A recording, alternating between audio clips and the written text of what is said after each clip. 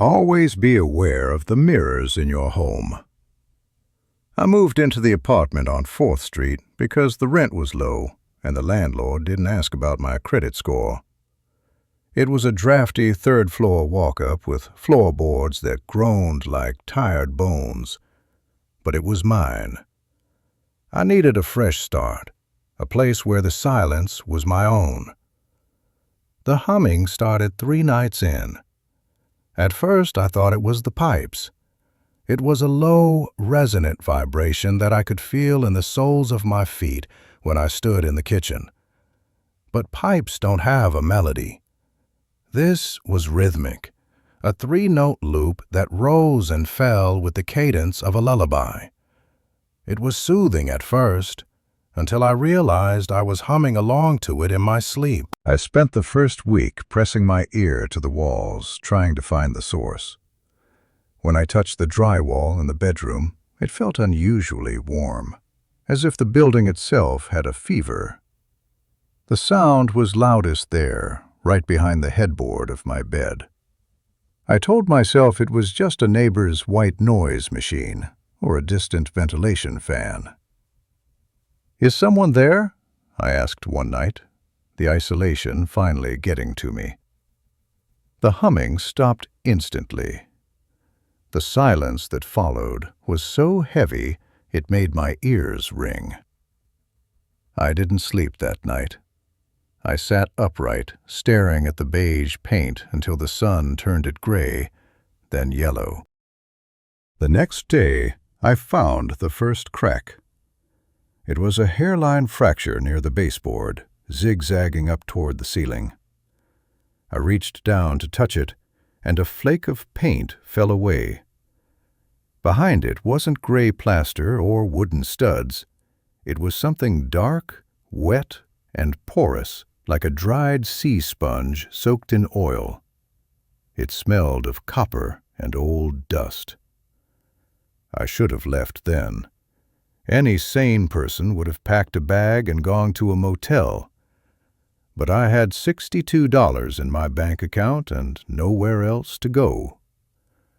I taped a poster over the hole and tried to forget. By the second week, the humming had changed. It wasn't just a melody anymore, it was a mimicry.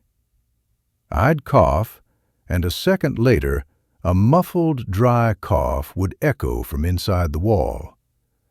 I'd whistle a tune while making coffee, and the wall would hum the bridge back to me, slightly out of tune. It felt like something was practicing. It was learning the shape of my sound. One evening I came home and found the poster torn. The crack had widened into a jagged hole the size of a human head. I grabbed my flashlight, my heart hammering against my ribs, and knelt on the floor. I shone the beam into the dark. The light didn't hit a back wall. It just kept going into a void that shouldn't have existed. The space between my bedroom wall and the neighbor's unit couldn't have been more than 6 inches. Yet the beam of my flashlight stretched out into a vast, cavernous dark that seemed to swallow the light. "Hello?" I whispered, my voice trembling. From the darkness a voice whispered back. It was my voice. My exact inflection, my slight rasp, my specific way of trailing off at the end of a sentence. "Hello?" it said. I scrambled back, knocking over my bedside lamp. The bulb shattered, plunging the room into shadow, save for the narrow beam of the flashlight rolling across the floor. "Who are you?" I screamed. "Who are you?" the wall replied, the tone perfect, mirroring my terror with haunting accuracy. It wasn't an echo. It was a response. I didn't sleep. I pushed my heavy oak dresser in front of the hole, but the wood felt flimsy, like paper against the pressure I could feel building on the other side.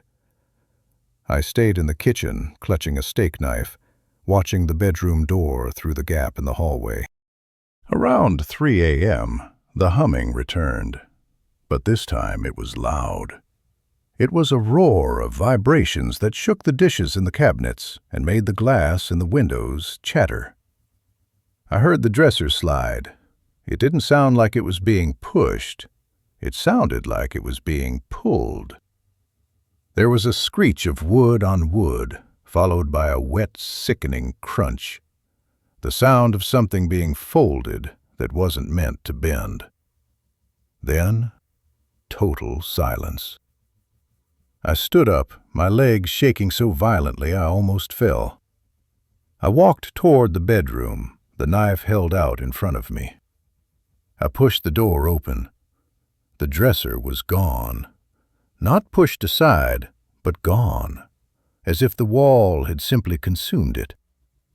The wall itself wasn't just cracked anymore. The entire side of the room had opened up like a great mouth. The wallpaper hung in tattered strips like peeled skin. Standing in the center of the room was a figure. It was tall, too tall for the ceiling, forcing it to hunch over so its chin nearly touched its chest. Its skin had the texture of the drywall, a dusty, matte beige.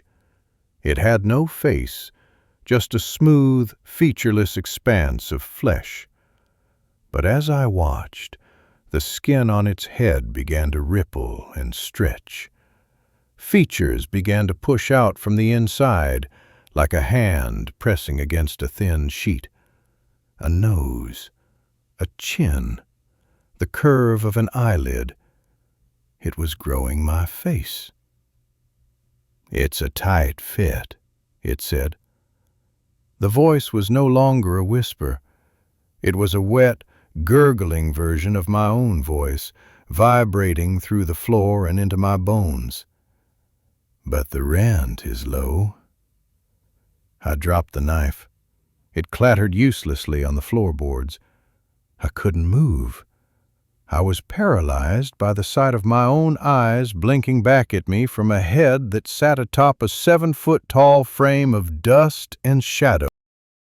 "You should go," it suggested, stepping out of the shadows. Its movements were jerky, like a marionette being handled by an amateur. It reached up with long, chalky fingers and adjusted its new jaw, clicking it into place with a sound like a breaking branch. "I've already practiced your signature. I've already learned how you take your coffee. You're done here." I ran until my lungs burned, stopping only when I reached a 24-hour diner miles away. I sat in a booth, shivering, watching the sunrise through the grease-stained windows, waiting for a police officer to walk in so I could tell them, what? That a wall ate my dresser and stole my face? I haven't gone back. I've been living on the streets for 3 days. I don't have my phone, my wallet, or my life. I'm a ghost in this city, sleeping in shelters and wearing donated clothes.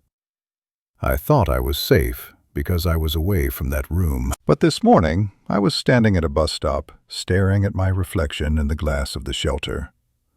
I looked haggard, thin, and gray. Then, my reflection did something I didn't do. It didn't move when I moved. It stayed still, leaning its face against the glass from the other side, looking out at me with a wide, predatory grin.